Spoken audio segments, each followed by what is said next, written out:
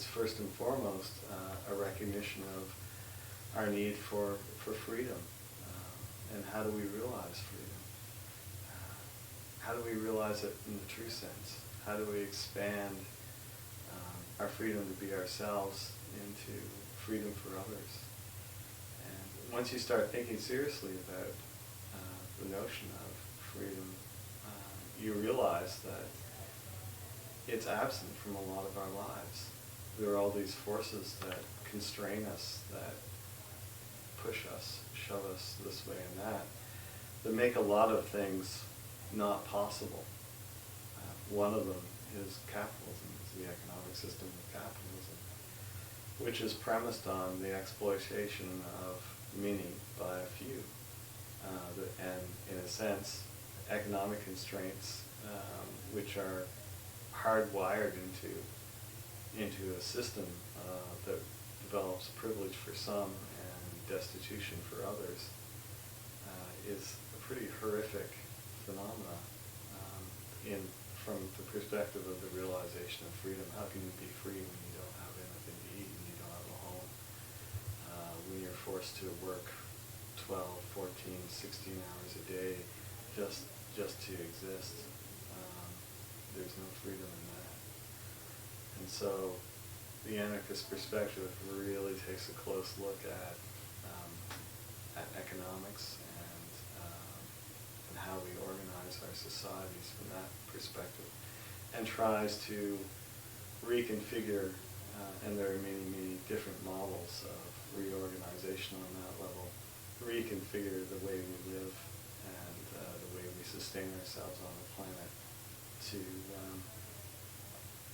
make freedom possible for everyone.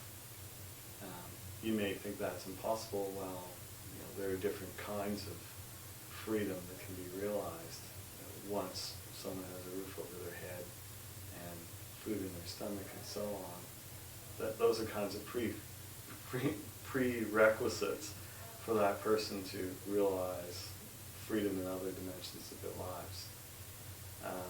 So anarchists recognize that there's a baseline that we have to achieve in terms of reorganizing our societies to facilitate freedom.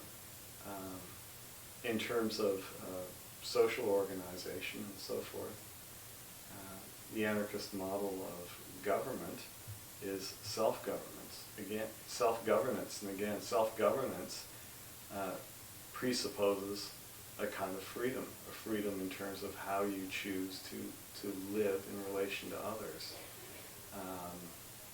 In such a way that, I should add, you aren't going to impinge on the freedom of others.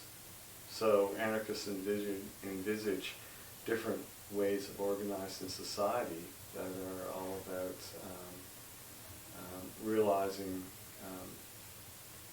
freedom in terms of not organizing ourselves around coercion, around relations of domination, and so on, and trying to figure out ways in which we might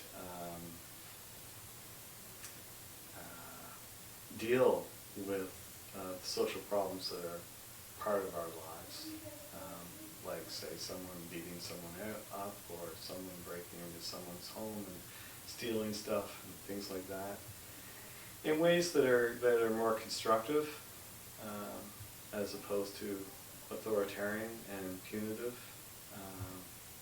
ways that recognize that the person who's doing these antisocial acts is also part of the community and could possibly play a positive role in the community. So there's this, what I'd say, how to describe it, a compassionate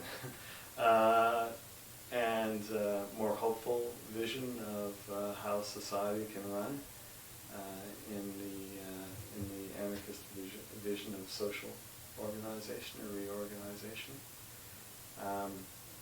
A central part of anarchist thought is the idea of decentralization, of getting away from central, hierarchical, controlling government apparatuses and decentralizing government so that government is truly linked to the people that are self-governing as opposed to being governed top-down.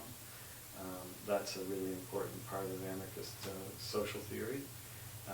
That, in a sense, makes clear to people when they talk about that, the sense in which anarchism is dissolving the state structures that dominate the globe at present.